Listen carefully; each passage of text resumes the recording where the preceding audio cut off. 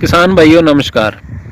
अपने गेहूं की बिजाई करते हैं, सभी करते हैं, या तो बाज़ार से अपने बीज लेके आते हैं। तो वो तो ट्रीटमेंट हुआ होता है, उसका बीज ट्रीटमेंट या बीज उपचार हुआ होता है।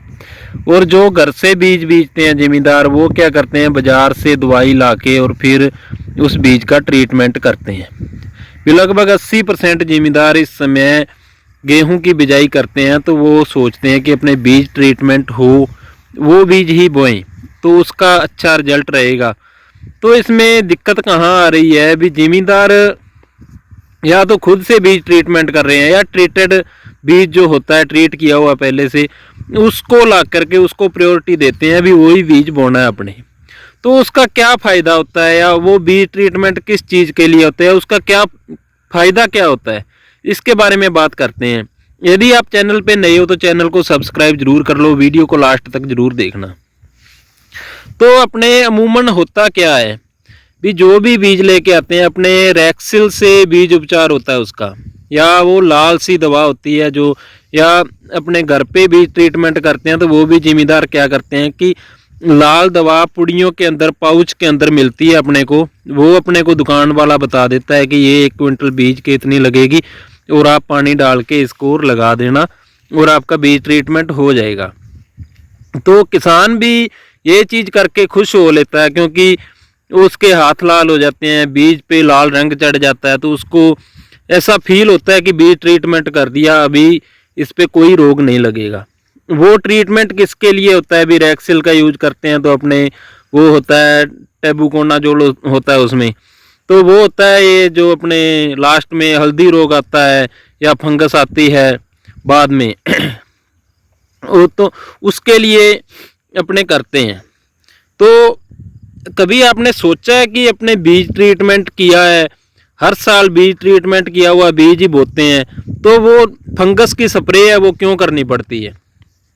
या आपने बिजाई कर दी गेहूं की और शुरू में गेहूं पीली होने लगी, फिर अपने फंगीसाइड डालते हैं, जड़ों वाला फंगीसाइड डालते हैं।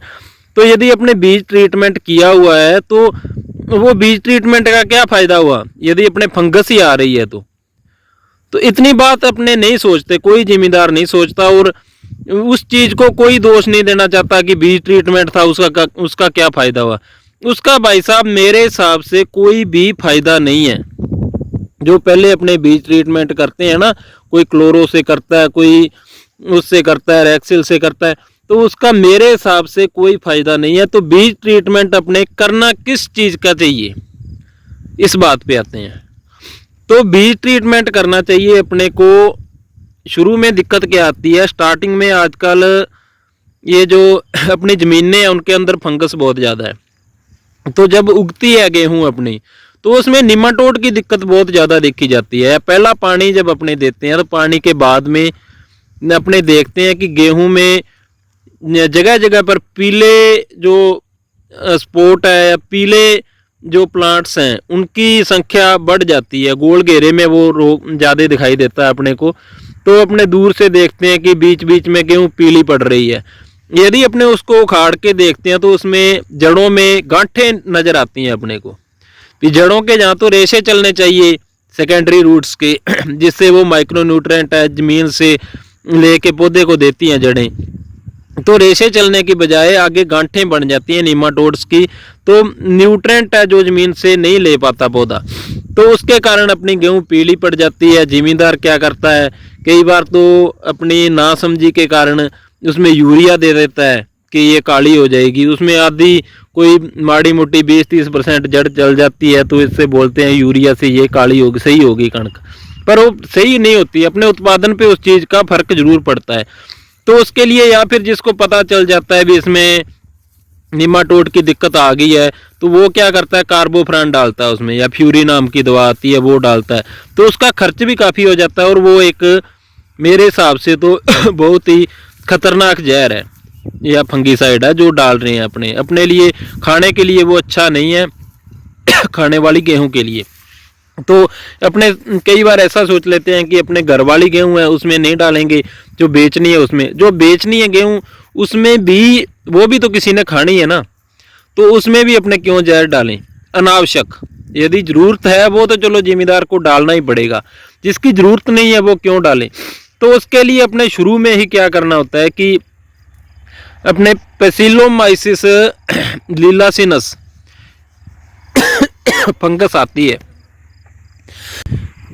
या फिर बायोनिमाटोन नाम से दवाई आती है, या निमाटोड के नाम से, या निमाटोफ्री के नाम से, अलग अलग किसी भी कंपनी की दवाई लोगे उसका अलग नाम होगा। तो जैसे टी-स्टैंड कंपनी की बायोनिमाटोन के नाम से आती है, जिसका यूज मैं करता हूँ, उसके बहुत अच्छे रिजल्ट हैं। आपको जो अच्छा लगे वो कर सकते हो, पर होना यही चाहिए, यही फंगस होनी चाहिए। और इसका ये काम क्या करेगी, जब एक बार अपने बीज ट्रीटमेंट कर दिया अच्छी तरह से लगा के, गुड़ में मिला के और छाया में सुखा दिया, तो ये निमाटोड की दिक्कत है अपने खेत में नहीं आएगी या अपनी गेहूं में। यदि अपनी ज़मीन में ज़्यादा ही ये फंगस है, ज़मीन में स्टेब्लिश हो चुकी है, तब हो सकता है यह दिक्कत आ जाए। तो उसके लिए अपने को दोबारा बायोनिमाटोन का ऊपर से भी यूज कर सकते हैं, तो उसके बहुत अच्छे रिजल्ट मिलेंगे। पहली बात तो अपने यदि बीज को लगा दी ये दवाई तो ये दिक्कत आएगी नहीं। एक तो हो गई अपने ये निमाटोफ्री या निमाटोन दवाई होगी जिसका आपने यूज करना है सीड ट्रीटमेंट के लिए। दूसरे नंबर पे अच्छी जर्मिनेशन के लिए अपने को क्या करना है, भी जर्मिनेशन अपने अच्छी हो गेहूं की, या जल्दी हो, या इसकी जड़ की लंबाई है या जड़ की ग्रोथ है वो ज़्यादा हो, इसके लिए अपने को वैम का यूज करना है या माइकोराइजा का यूज करना है बीज ट्रीटमेंट के समय। क्योंकि जब ये बीज को लग जाएगा माइकोराइजा या एचडी जो वैम आती है ये लग जाएगी, तो इसका रिजल्ट ये होगा कि जैसे ही बीज से जड़ बनेगी तो जड़ के साथ ही ये माइकोराइजा भी स्टैब्लिश हो जाएगा अपनी ज़मीन में, क्योंकि ये जड़ में रहता है, सहजीवी होता है एक तरीके का। तो जड़ से प्रोटीन लेके ये जिंदा रह जाएगा और जो न्यूट्रेंट है या पानी है ज़मीन में वो जड़ को दे देता है ये, तो उसका बहुत अच्छा रिजल्ट मिलेगा।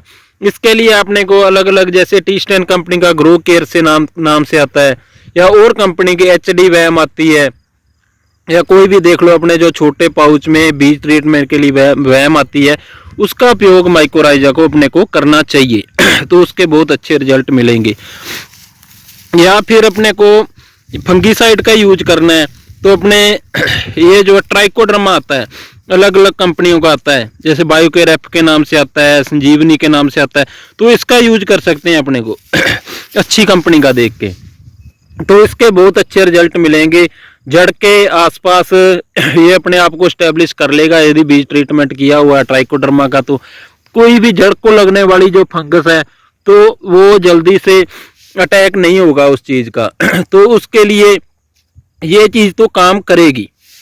और यदि आपको लगता है कि हमारे सुंडी की दिक्कत है, या अपने देखते हैं कि इल्ली पड़ जाती है स्टार्टिंग में ही गेहूं में, पराली वाली जगह पे, या कैसे भी देखते हैं गुलाबी सुंडी गेहूं में भी आ गई, कोई वीडियो भी देखी होगी आपने या आपके खेत में आई होगी, तो उसके लिए अपने मेटाराइजियम एनिसोप्ली उससे भी बीज ट्रीटमेंट कर सकते हैं, उसका भी अच्छा रिजल्ट आपको मिलेगा।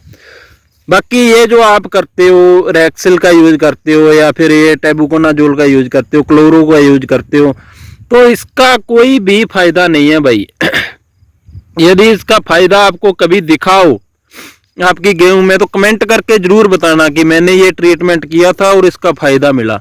इसके ऊपर मैंने फंगीसाइड स्प्रे नहीं की कभी भी, इसका आपको 1% भी फायदा नहीं मिलता है। ये अपने मन को तसल्ली देने वाली बात होती है, इसलिए थोड़ी सी अपनी समझ से यदि अपने बीज ट्रीटमेंट करते हैं तो उसका अपने को लाभ भी मिलेगा। या फिर आपको 98% वाला जो ह्यूमिक एसिड आता है उसका भी बीज ट्रीटमेंट कर सकते हो, उसके भी अच्छे रिजल्ट मिलेंगे, जर्मिनेशन में उसका रिजल्ट दिखेगा और उसके आगे आने वाले टाइम में भी वो पौधे को न्यूट्रिएंट भी मिलेंगे। तो ये तो चीज़ हुई कि उसका रिजल्ट अपने को मिलेगा, उसका लॉजिक भी होता है कोई। लेकिन ये जो जहर लगा देते हैं अपने को या टेबुकोनाजोल लगा देते हैं बीज में, तो उसका कोई तुक वाली बात नहीं है, वो हाथ लाल करने वाली बात ही है भाई। तो ठीक है किसान भाई, यदि वीडियो आपको अच्छी लगे तो इसको शेयर जरूर कर देना, इस बात पे अमल जरूर करना। धन्यवाद वीडियो पूरी देखने के लिए।